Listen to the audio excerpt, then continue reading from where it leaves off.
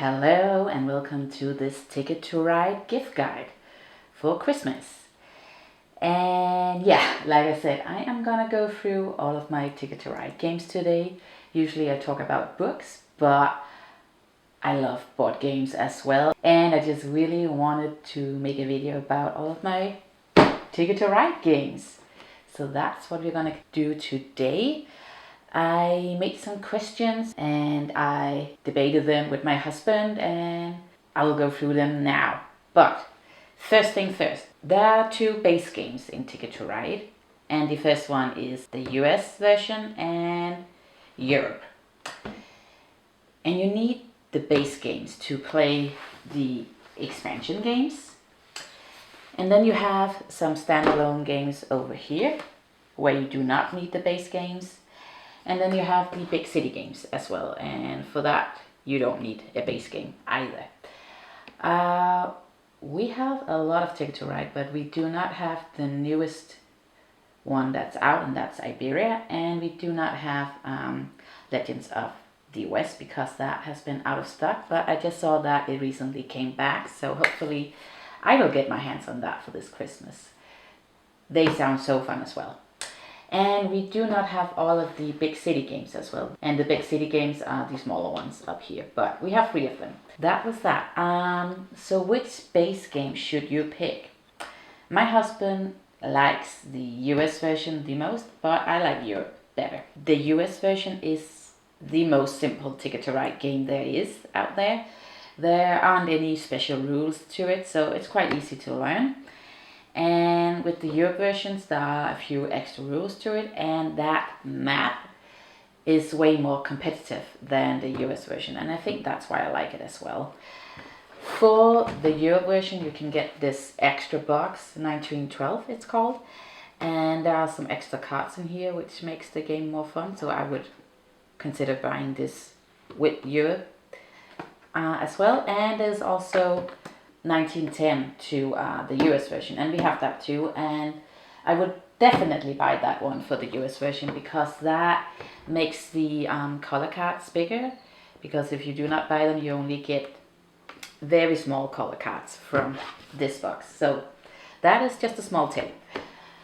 Okay, but which game is best for 2 players, or which games are best for 2 players? And I personally really like the India version, and Switzerland is on the back, and that's also a nice game. The India game can be played up to 4 players, and I think most of these games can be played up to 5 players, but so just so you know that. But that map is really competitive, and you have to build circles, and I just find it really funny. And then the Switzerland board game is a really cozy game, so that makes up for the really competitive game on the India map. So yeah, there's a good variation to this box. And I also really do like the Africa map for 2 players. That also gets really competitive, and yeah, that's quite fun. The downside to the Africa map is that there's only 1 map on this board game. On I think most of these there are like 2 maps. You get more out of the box, you know? But yeah, I like that map too.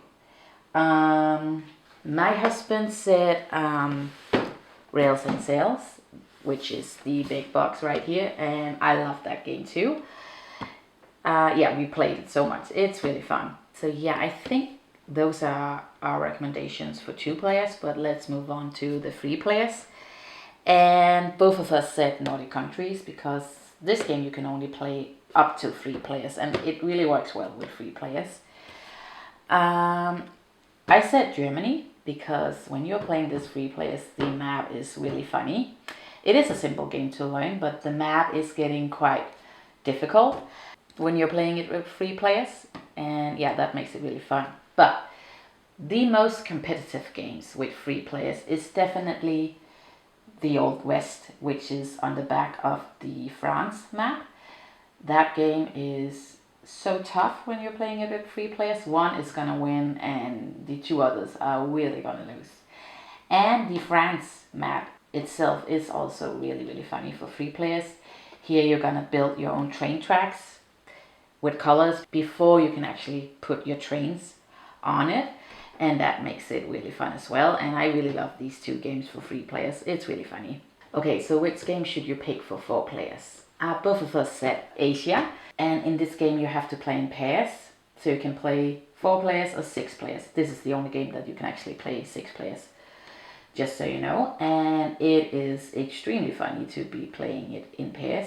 The other side of Asia is Legendary Asia, and that game is also really funny, and that game is also really good for 3 players, by the way.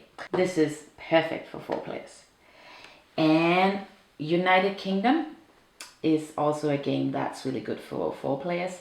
We do not like to play it as much as 2 players because you have to draw cards to be able to do certain things. For example, to build train tracks with 3 tracks on it, and a lot of other things. That game works really well when you're playing it with more players than 2.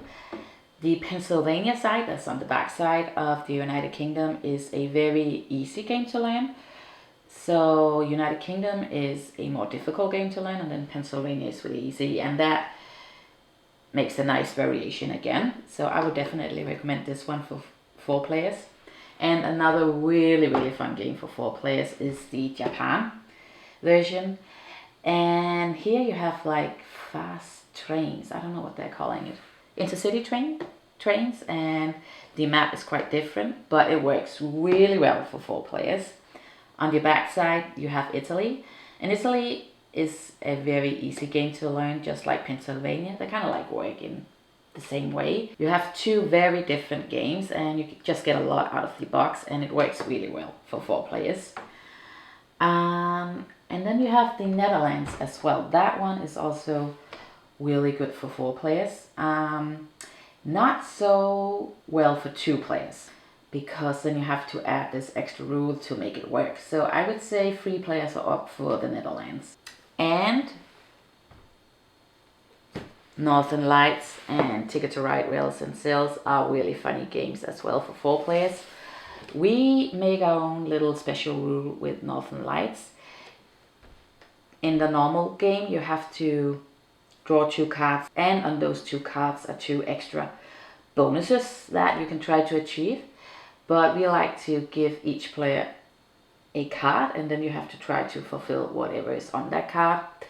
And that could be like have the most routes to a certain city, or connect most countries, or have most routes in a certain country, or something like that. And it just makes it really, really funny and works really well for 4 players. Rails and Sails takes a long time, and we like a long game. But if you do not, then do not play this game with 4 players. And also, if you're playing it with people that are not really great with keeping an overview, this game would not be great for that either, because you have a lot of trains and ships. Some people lose the overview when they're playing this, and yeah, just a small disclaimer. If you love Ticket to Ride and you love a long game, Rails and Sails 4 players are really funny. So yeah, I would say Europe is also really funny with 4 players. It gets really competitive as well. And yeah, I like a competitive game. I do not like losing, but still. So which game is the most beginner friendly? We just recently got Poland, so we haven't played it as much. This is Poland. And this game is quite beginner friendly. It's quite simple, it's quite cozy, so that would be a good pick for that. The US, as I mentioned before, Nordic countries would also be a good pick. And like I said, the backside to United Kingdom, that's Pennsylvania, and the backside to Japan, that's Italy. Those games are pretty beginner friendly as well. And Germany, Germany as well. So which games are the most strategic?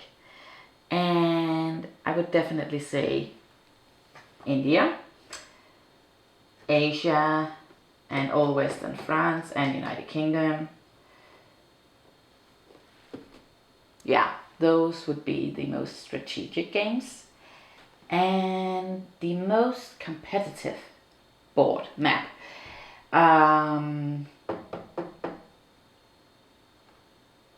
Europe, Africa, India, Legendary Asia, the backside to the game where I have to play in pairs. That one is really competitive as well, and Germany. I think those are the most competitive maps that there are. So yeah. So another very important thing is which games are the fastest to play. And I would definitely say the big city games, those maps are pretty small, and yeah, you can play them in like 10 minutes. Poland is quite fast as well. Japan is really fast. I think you can do that under 30 minutes, even though you're playing it with 4 players. So that's nice. The US version is pretty fast as well. And Legendary Asia, the backside to Asia where you have to play in pairs, that game is also pretty fast. So which game takes the longest? Definitely Rails and Sails. If you're not into a long game, do not go for this game. If you are, this one. Germany is a long game as well when you're playing it with multiple players. And Northern Lights. Europe sometimes takes a very long time as well. And Asia when you're playing it in pairs. That one takes a long time as well. Yeah, I think those are the games. Just one more thing that I wanted to say is that we also have Ticket to Ride First Journey, and this one is for kids. And there are no text in it. It's all made with symbols or drawings, and that makes it really nice. Our daughter is only 2 years old, so we haven't tested it, but it says 6 years and up. So yeah, that one is really great with kids. So I hope this gave you a quick overview on all of these Ticket to Ride games. I did not go in depth with any of them because then we could sit here all day. But just, you know, a little teaser, I guess. So yeah, I hope you enjoyed this video, and I'll see you in another video. Bye!